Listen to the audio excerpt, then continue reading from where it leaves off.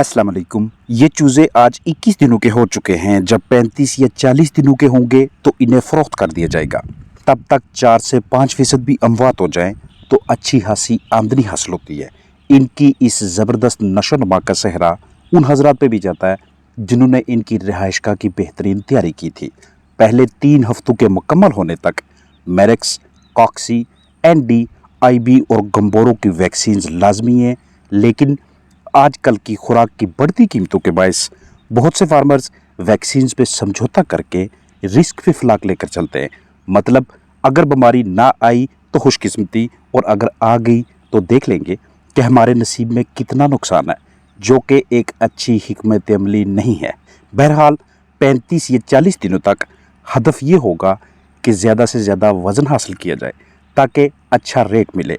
यहाँ पे अब तक के दरपेश 5 बड़े मसाइल और उनका मुमकिन हल आपके साथ शेयर करता चलो। पहला, कमज़ोर चूज़ों को ग़िज़ा पानी की तरफ लाना। दूसरा, दर्जा हरारत कंट्रोल में रखना।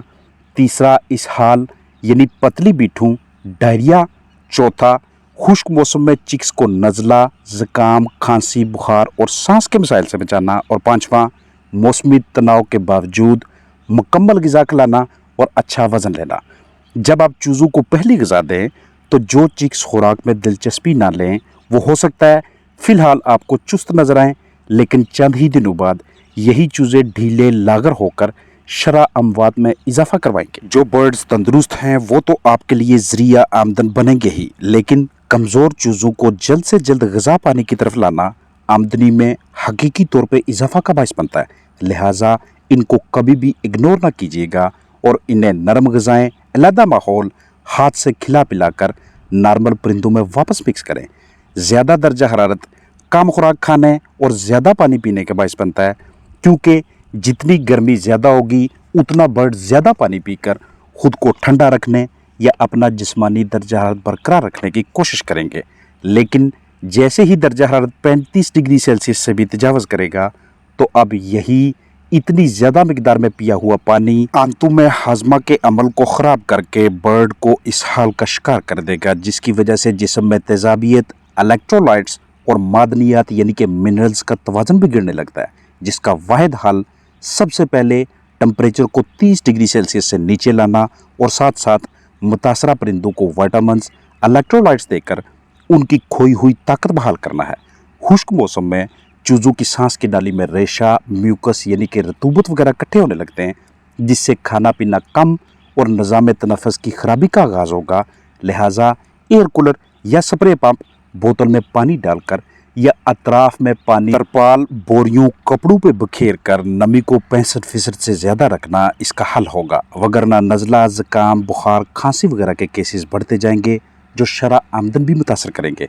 एक बहुत बड़ा चैलेंज शदीद गर्मी के दौरान फ्लाक डालकर उन्हें मुकम्मल ग़िज़ा खिलाना है, यानी जितनी उनकी उम्र के हिसाब से बनती है।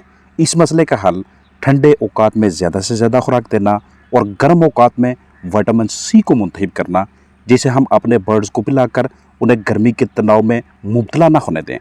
वक्त के साथ साथ चिक्स के लिए जगह खोलते जाएं ताकि खाने के बाद भाग दौड़ वर्जिश वगैरह करके खुराक को हज़म करने और मज़ीद ग़िज़ा के लिए भूख लगवाई जा सके। खुराक में दही शामिल करना भी एक अच्छी पॉलिसी होती है। आपने अपनी ये आदत बनानी है कि हर रोज़ सुबह के वक्त आपने न सिर्फ अपने बर्ड्स के बर्ताव को देखना है बल्कि उनकी बीठों का भी बगौर मुआयना करना है, क्योंकि ज़रा सी भी कोई प्रॉब्लम आपके फ्लाक में आएगी तो बिल्कुल पहले ही मरहले पे आपके बर्ड्स की बीठें ख़राब होने लगेंगी। आपके बर्ड्स का वो वाला बर्ताव नहीं रहेगा जो आपको तब नज़र आता था जब उनमें किसी किस्म का वायरल, बैक्टीरियल या प्रोटोजोल अटैक नहीं था। क्योंकि जब भी परिंदों पे कोई भी जरसूमा हमलावर होता है, ना तो उतनी ज़्यादा मिकदार में आपको अंदर से शोर आता है, ना ही इतनी दिलचस्पी से वही बर्ड्स खुराक और पानी की जानब जा रहे होते हैं। जगह जगह पे एक दूसरे के साथ जुड़ के बैठने की कोशिश करते हैं। इसके अलावा रात के वक्त जब आपके बर्ड सो रहे हों, आराम कर रहे हों, तब आपने उनके करीब जाके जाली के पास बैठ के उनकी आवाज़ें सुनने की कोशिश करनी है। अगर फ्लाक में कोई प्रॉब्लम ना हुई तो किसी भी किस्म की अजीब व गरीब साउंड आपको नहीं आएगी, लेकिन अगर निज़ाम तनफ़ुस या जिस्म का कोई और हिस्सा मुतासर होता है तो तब आपको हर हर की या इससे मिलती जुलती आवाज़ें जैसा कि बर्ड्स मुश्किल से सांस ले रहे हैं। एक ज़बरदस्त हिकमत अमली ये होती है कि जैसे ही आपके बर्ड्स के 7 दिन पूरे हो जाते हैं, 8वें दिन पे जाके उनका वज़न किया जाए, सैंपल लिया जाए। जैसे ही 14 दिन पूरे होते हैं, 15वें दिन पे फिर से, यानी 1 हफ्ता मुकम्मल हो, आप उनका वेट करें।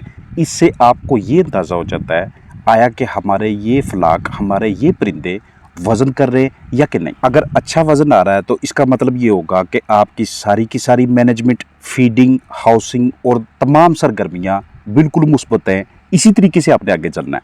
अगर वज़न अच्छा नहीं आ रहा तो इसका मतलब ये होगा कि यह ग़िज़ा तब्दील करनी है या फ्राहम करदा माहौल पे नज़रसानी करनी है कि कहाँ पे तब्दीली लाने की ज़रूरत है। जैसे जैसे हमारे परिंदों की उम्र आगे बढ़ेगी, जैसे जैसे उनका वज़न आता जाएगा, बिल्कुल वैसे ही हम उनके लिए उनके पानी और ख़ुराक के बर्तनों में न सिर्फ इजाफ़ा करेंगे बल्कि उन्हें थोड़ा बहुत ऊंचा भी करेंगे ताकि उनको अपने पाँव पे, अपने पंजों पे खड़ा होकर ख़ुराक और पानी तक पहुँचना पड़े। इससे उनकी जिस्मानी नशोनुमा मज़ीद बेहतर होना शुरू हो जाती है। बिस्तर को खुश्क रखिएगा, लेकिन इतना भी ड्राई ना हो जाए कि धूल उड़ने लगे और उससे हमारे बर्ड्स, हमारे परिंदे निज़ाम तनफ़्फ़ुस के मसाइल का शिकार होने लगे। पोस्टमार्टम कीजिएगा, एक भी बर्ड की मोर्टेलिटी होती है तो, क्योंकि आप जब पोस्टमार्टम करना सीख लेते हैं, अपने परिंदों की डाइसेक्शन करते हैं, जिगर को हल्का सा ख़राब देखते हैं या सांस की नाली में रेशा देखते हैं या जिस्म के किसी और हिस्से में कोई प्रॉब्लम आती है, तो कम अज़ कम इतना नॉलेज पोल्ट्री फार्मर्स के पास ज़रूर होना चाहिए कि उनके लिए हमने फौरी तौर पे क्या मुहैया करना है। या फिर अगर सूरत हाल बहुत ज़्यादा तशवीशनाक है तो उस सूरत में करीबी वेटनरी डॉक्टर से करीबी क्लिनिक पे अपने बर्ड को लेके जाना है। कोई भी फ्लाक, चाहे वो सैकड़ों में हो या हज़ारों में या लाखों में, तब तक इतनी अच्छी परफॉर्मेंस कारकर्दगी आपको नहीं देता जब तक आप उनकी रिहाइशगाह को, उनकी हाउसिंग को उस तरह का नहीं बनाते कि जिसमें बर्ड्स मुख्तलिफ बीमारियों से भी महफूज रहें, उनकी ग्रोथ भी अच्छी हो। लिहाजा जब भी आपने बर्ड्स अपने पास ला के रखना है, सबसे पहले आपने उस माहौल को इतना खुश्क करना है कि किसी भी जगह पे ज़रा सी भी नमी बाकी ना हो। इस मकसद के लिए चाहे आप फ्लैम ट्रीटमेंट करें, यानी कि शोले के ज़रिए, या फिर काफ़ी दिनों तक आप उसको एयर ड्राई होने दें, खुला रखें ताकि उसके अंदर से हवा फिरती रहे, क्योंकि ज़रा सी भी नमी अगर बाकी रह गई तो आपका फ्लाक आते ही कॉक्सी में, एंट्राइटिस में और दीगर मसाइल का शिकार होने लगेगा। कोशिश कीजिएगा कि जो भी वैक्सीन्स रिकमेंडेड हैं, जो फ्लाक को करवानी चाहिए, वो आप उन्हें लाजमी दें। जहाँ से चूज़ा मंगवाना है उन्हें बोलिएगा कि मैरिक्स की वैक्सीन करके भेजें। आपके पास जैसे ही आता है उसे आप कॉक्सी की वैक्सीन करवाएँ, फीड के ऊपर स्प्रे करवा के।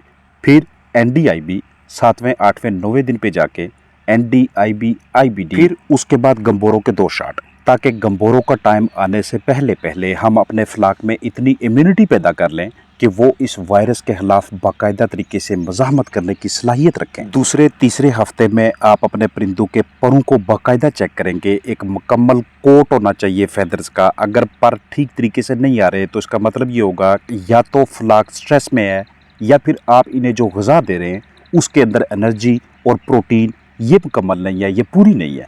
वहाँ पे आपको ग़िज़ा तब्दील करने की या फिर माहौल में से स्ट्रेस को, तनाव को ख़त्म करने की ज़रूरत है।